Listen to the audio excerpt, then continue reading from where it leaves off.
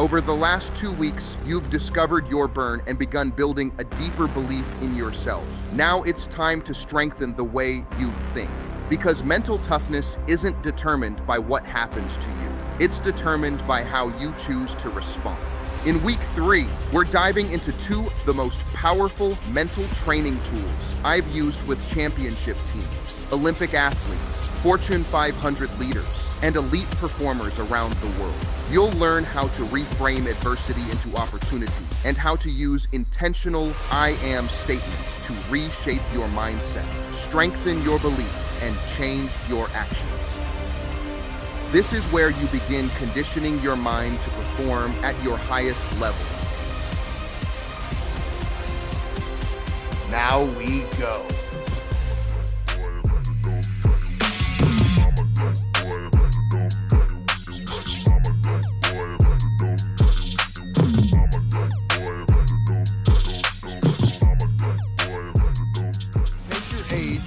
Think about all the challenge and adversity you've been through up until this period of time for that number of years. And you could understand that I could take my number of years, we have been conditioned to think and to respond a certain way when challenge and adversity strikes. One of the things that's incredibly important for us is to understand that we have control over how we respond. But this takes work and this takes mental conditioning. I've always considered myself to be a performance coach on the mental side, but Coach Saban at Alabama in the 5 years that I spent there in the 2 national championships, he used to love calling me the mental conditioning coach for the team. Because a lot of the work comes down to mental conditioning and changing and learning to control and to reshape the wiring. We have to change the wiring of our brain and how we respond. It's a lot of what mental toughness is about. A lot of times you hear people talk about winning is your ability to get back up one more time than you've been knocked down. That's a choice to get up. But if you've become accustomed in your life to staying on that canvas, on that mat, and not getting up, your brain is wired or conditioned to respond that way. We have to shift and change how you think and how you respond. One of the most powerful tools that we have used in order to teach how to rewire your brain is what I call the power to reframe. Share another story about my mom before we go to work on reframing for you when you face challenge and adversity in your life, personally and professionally. I remember when my mother got a phone call from the Boston Medical Center. Went something like this.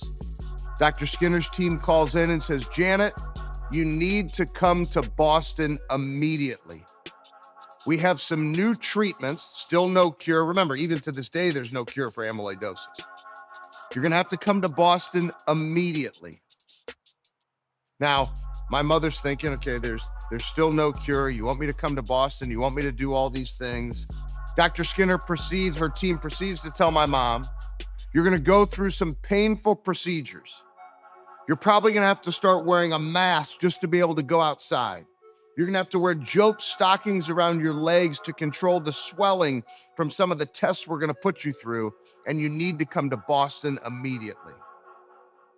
My mother hangs up the telephone and instantly picks it right back up. And she calls her boyfriend, Alan. And she says, "Alan, they told me that I need to come to Boston immediately. There's painful procedures. I'm gonna have to wear a mask and these joke stockings, and there's gonna be swelling and there's gonna be pain. But we are going to turn this into a family trip. We will have positive memories. We will bring the boys with us." My mother said, "The boys like bowling, we'll take them bowling. They like Chinese food, we'll take them for Chinese food. But we will have positive memories from this trip to Boston." I remember being 5 years old in Boston with my mom on one of these trips, sitting in an old rickety booth at a candlestick bowling alley. In New England, they play candlestick bowling, little tiny sticks, smaller balls, candlestick bowling. We had just finished bowling. My belly was full from the Chinese food that we had in Chinatown in Boston. And my mother looked down and she said, "Do you want to play hangman?" I'm like, hanging with my mom, right? Of course, we're gonna play hangman. And so we take out a piece of paper and I draw the little, and then I write down 1, 2, 3, 4. Remember, I'm 5 years old at the time, 4 spaces for the letters. And I'll never forget, my mother looks down and she guesses my word without guessing a single letter. I remember laughing so hard. I remember my mother's big smile, that big pearly white smile. I don't remember my mother's pain. That, my friend, is the power to reframe at its highest level. The reality of the situation, my mother was dying before my eyes. My mother, when she got that phone call, they said, the Job stockings, the pain, increased medications, there's no cure. They had no idea how many days she would live, but her thought was, I'll take my boys on a family trip. That's what she saw in her mind's eye, and that's exactly what she did. When I think back on that story, the moment my mother hung up that phone and picked it right back up to contact her boyfriend, Alan, that was the power to reframe. How many times in your life do you face challenge and adversity that's not dying? And the manner in which you choose to respond actually pulls you back from ever taking any positive action. In psychology, there's a principle called expectancy theory. That which you focus on expands. Many people, we've conditioned our brains, and thus the wiring of the brain, or how we respond to challenge and adversity, is to always focus on the negative. So expectancy theory tells us you focus on the negative, you get more negative. So we've been so conditioned to thinking about the negative. When something bad happens, we focus on the negative and we pull back from taking any action. You have control of your response. Nobody controls that for you. So we have to start to learn to think positive thoughts or to focus on solutions. Expectancy theory, just as it works for negative, it also works for positive. My mother, even though she was dying, she would write those words in the journal. She would turn these into family trips. She was conditioning her mind to focus on the solution, not the problem. The power to reframe is your ability to focus on solutions, not problems. Now, I'm not telling anybody I want you to live in la-la land and act like bad things don't happen. But what I'm saying is I want you to understand that when challenge and adversity strikes, and it's going to strike for all of us, that you choose to take it in and you choose to identify what is the positive solution. What is the action I can take that's going to keep me on a path of driving success or creating positive momentum? That is the power to reframe. And you will see inside of your playbook, there's an exercise that I want you to go to. And I want you to go from a recent time when you have reacted negatively to something that happened to you regarding challenge and adversity. Your response was negative. And I want you to reconnect back to it. I want you to feel it. And until we understand that it's okay to understand, to deeply have awareness to our understanding of how we think the way we think and how that impacts the action we take, we're never going to change. And so if you really want to change, I need you to be honest with yourself. How did you react? Did you react in a state like I alluded to, where you took no action and you gave up? Put it down on paper. And then understanding now the power to reframe, using my mother as an example, it's going to ask you, how could you have reframed? So now if we take ourselves back to that situation, what could you have done differently? And then you'll see there's 3 steps where I outline using the power to reframe. Number 1, we must acknowledge it. Okay, there's 2 types of focus, I believe. There's focus, and then there's intentional focus. Those individuals that understand driving performance and understanding that you control your responses, we can change the hard wiring of our brains. Those individuals drive intentional focus. Focus is, I know what time I'm supposed to show up to work. I know what I'm supposed to do. I show up and I kind of just do what I'm supposed to do. Intentional focus is that awareness to, I know I have not been responding the right way. I'm going to evaluate my behavior, identify the planning, drive the performance, just like I share in the book, The Standard, on page 24 in our book, The Standard, where we dive into the research of the almost 20 years of doing this work. Page 24, we dive into the 4 P's of the Standard, which essentially is helping people understand it's okay to identify the problems, but then we have to work towards the solutions.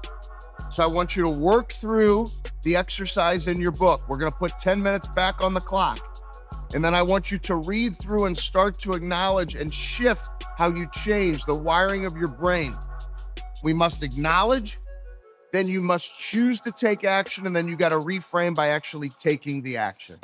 I want to give you a quick business example before we put you to work on this second tool of the 6 mental training tools that have been put to the test by the highest performers to ever walk the face of the earth. And this is now your time to start winning at your highest level by applying these proven tools through our mental toughness system. Imagine in business, you're building a pipeline, sales, you're growing opportunities. And all of a sudden you get a phone call from a contract that you thought was locked in. It was done. We've all been there. And then all of a sudden you get that phone call and somebody says, we've changed our mind. We're not going to wire the money today. We've gone another direction. Many people in that moment, they go back to a negative place. They go back to a place of not believing, not like you felt when you closed the deal. And because they're not believing and that negativity starts to take over, they actually do nothing. Maybe they stop their day, they go home, they get distracted, they do something else, or they just take no action. One of the things that I've always done in sales, I'm still in sales, even back to when I was a financial advisor, which is how all of this work started. I remember when something negative happened, I'd always go to my existing pipeline, all the opportunities. And I didn't have to resell anything. I just had to take a positive action step. I had to send a text message, make a phone call, do something that created positive momentum. The moment that I reframed, I shut down the negative, I accepted a result that I didn't like. I didn't want that no, I didn't want them to change their mind. But the moment I went to the pipeline and just took a positive action step, the moment you hit send on the text message, the moment that you dial that phone, you've silenced the negative, you're moving towards the positive, and that's the power to reframe. Don't ever lose sight of the fact that you can change how you've conditioned yourself to think up until this point. But you have to change the action. You have to change how you think. You have to change your response. And don't ever forget that you have control. We're putting 10 minutes on the clock. Please go through this exercise. Read through those steps on acknowledging, choosing, and reframing. And we're going to continue to attack one tool at a time within this system to help you drive continual peak performance and to win more in your life. This episode of The Burn is brought to you by our dear friends and partners at QLogix. Now, you know I don't co-sign things I don't believe in, and I believe in John Chiarando and the team at QLogix. He's built multiple 9-figure businesses, real integrity, real character, the kind of guy you want in your corner. But here's what happened. All that expertise, all that knowledge, it was just his. Locked in his head, his decisions, his team, you couldn't access it. So John created QLogix. He basically said, how do I make everything I've built available to people who actually need it? Here's what that looks like. QLogix helps you see the blind spots in your business, the gaps you don't even know you have. You don't know what you don't know. They're your tour guide through that. QLogix helps you build systems that make your business work better, or they ask better questions so you're approaching it in the most effective way. And QLogix has access to a network of businesses and resources, real connections, real synergies that can accelerate what you're building. If any of that resonates, go to Q-Logix, Logix.com/Ben. Fill out a form. Their team will research your situation personally. Then they'll tell you straight, can they actually help? Thank you to our friends and partners at QLogix. Make sure you find out more about QLogix and your opportunity to win more with them today. I am the greatest. I am the greatest is what Muhammad Ali used to say to himself before he was even the greatest. It's what Muhammad Ali used to say to himself before anybody knew who Muhammad Ali was. Think about how we started. We referenced that empty stadium, that empty warehouse, that mind having opportunity, that mind having a canvas, that mind having not yet given yourself permission to go for it, to one day fill a stadium, to fill a boardroom, to have the stages of the arena packed. It's the same as Muhammad Ali. The difference, and maybe in your life you've done this, but the difference for Muhammad Ali was he had that burn. He had that belief in himself. Negative things would happen and he would search for the positive until he fueled it with what I call I am statements. We have to believe at such a level with what we tell ourselves that the action then follows every day. An I am statement is the answer to a who are you question. I am statements are one of the most powerful statements of affirmation that a human can tell themselves. We must remember that what you say comes out of your mouth, goes into your ears. That's what you believe, and that's what drives your action. So when you heard, I got to do it one more time, I am the greatest. Muhammad Ali, when he said it, he believed that the action followed until he became the greatest. So who are you? And what if you started answering that who are you question with I am statements, not by telling me things that you've already achieved, but us having the ability to help you connect to the things you believe you can achieve. We're going to make this easy on you. You already wrote down personal goals. You already wrote down professional goals. So when I get done with this story, we're going to put you to work again. This is a process.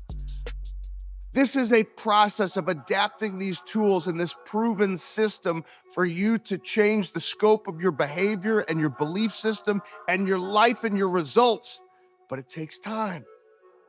And there are days where that old mindset might come back. It might still feel empty, but we are working towards filling that arena.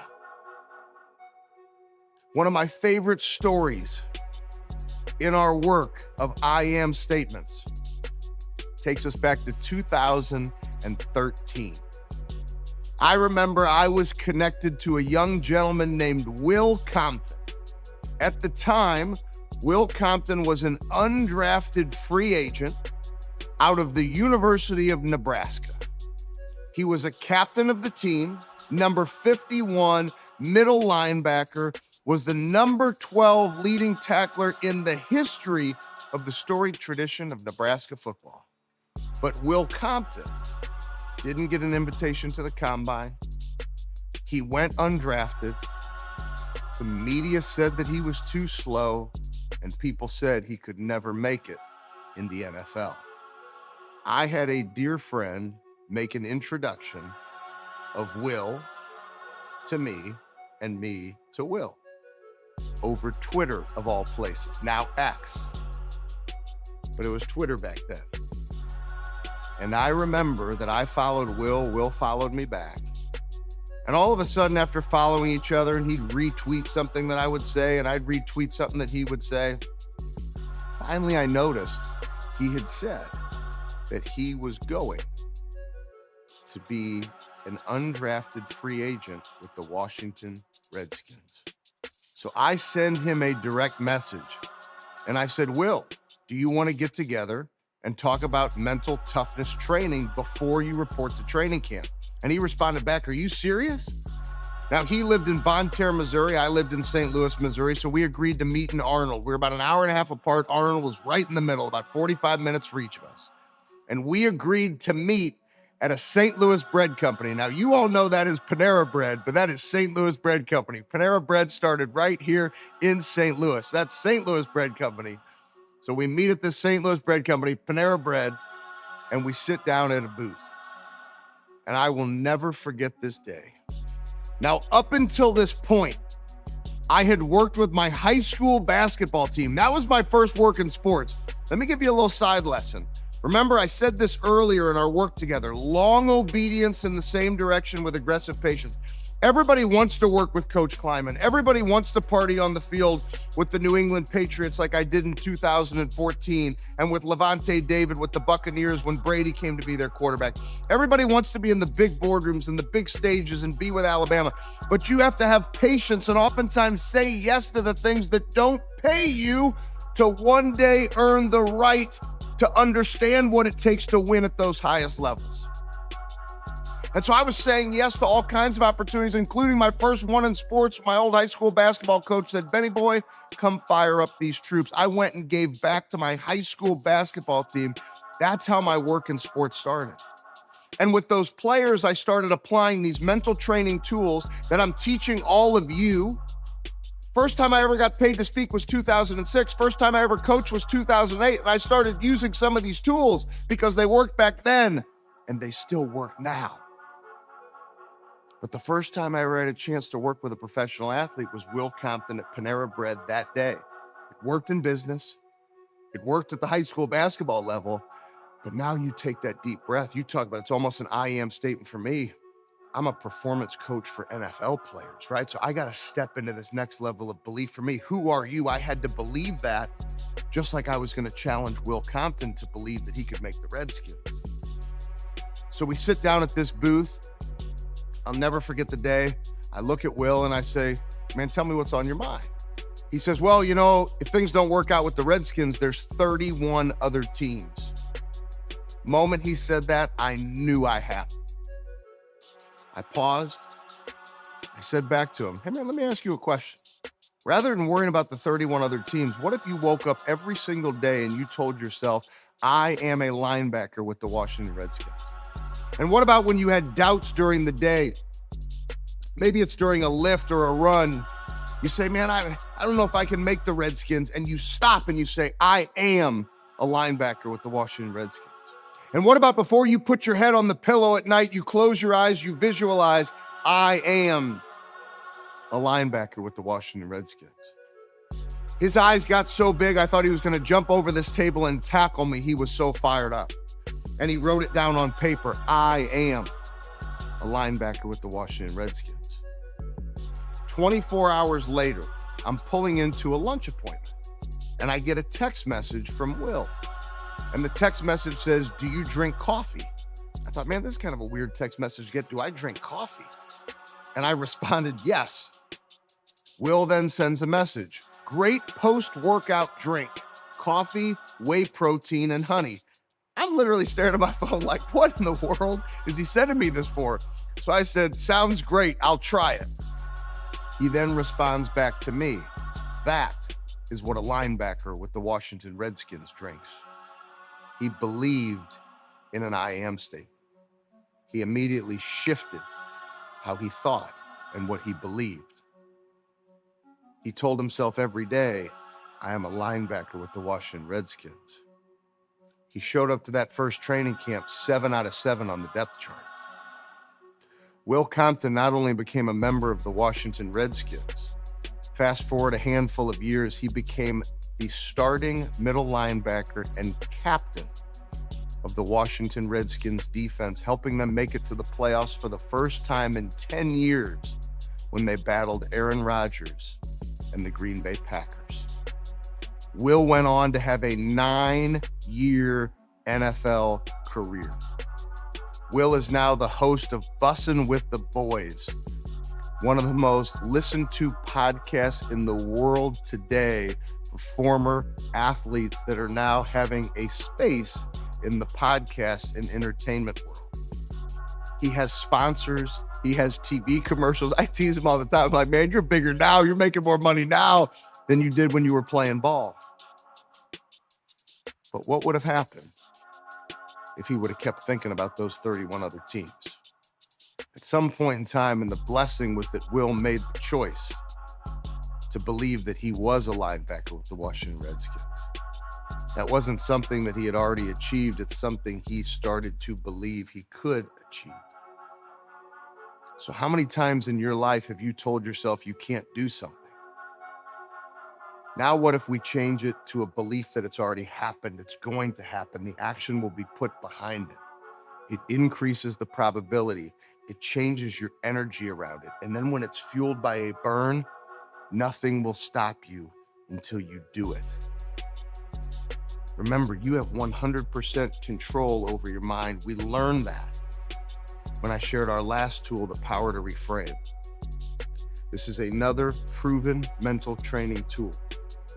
Worked for Muhammad Ali. It worked for Will Compton. It has worked for me in so many different areas of my life. And now I know that it can work for you.